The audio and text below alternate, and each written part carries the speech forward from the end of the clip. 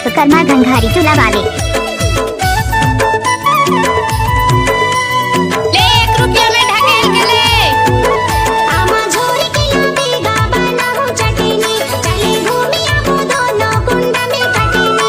आमा झोरी के लावे गाबा ना हो चटेनी, चले घूमी आबो दोनों कुंडा में कटेनी।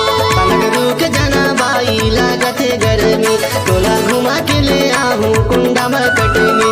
पलक रुक जाना बाई लागत गर्मी, तोला घुमा के ले आहूँ कुंडा में कटनी। चैनल का नाम Parsottam remix. I love you जान, I love you।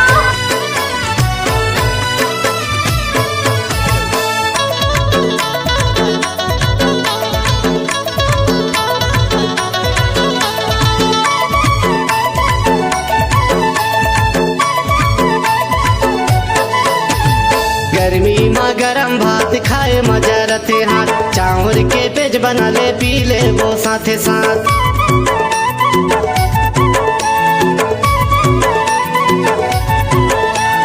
गर्मी में गरम भात खाए मजा रथे हाथ, चावल के पेज बना ले पी ले वो साथे साथ। ले दे हूँ तोर बरना के नथनी, ले दे हूँ तोर बरना के नथनी।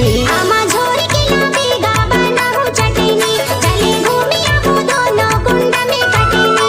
आमा झोरी के लावे गाबा ना हो चटेनी, चले घूमी आबो दोनों कुंडा में कटेनी।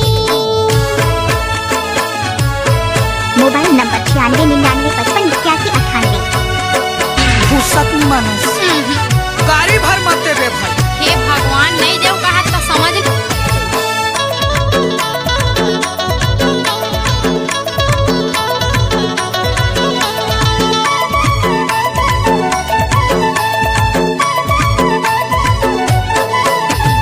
जबलपुर में रेलगाड़ी चले धक्का पे, छूटा थी पसीना लगा ले वो आदर तेल।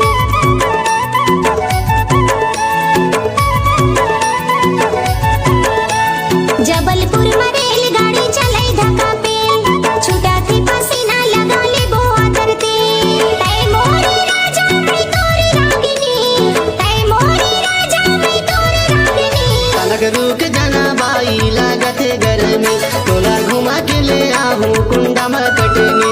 पलक रुक जाना बाई लागत गर्मी, तोला घुमा के ले आहूँ कुंडा में कटनी।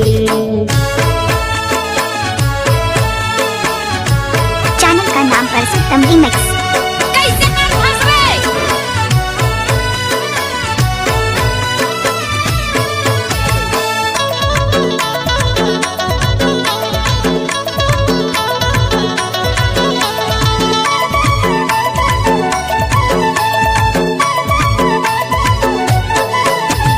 हबक तबक झन कर बे करन दे मोलाया राम, लगे है नौ तप्पा वो लगत हवे बिकट घाम।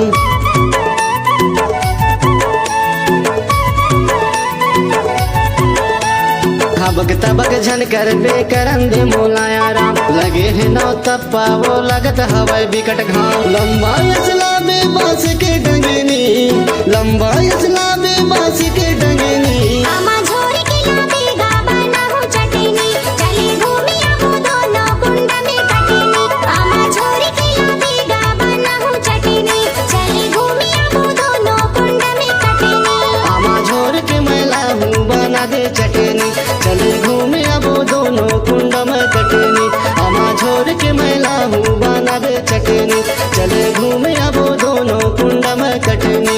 चले घूमे अब mix by DJ Parsottam Vishwakarma Ghanghari चूल्हा वाले। Mobile number 9699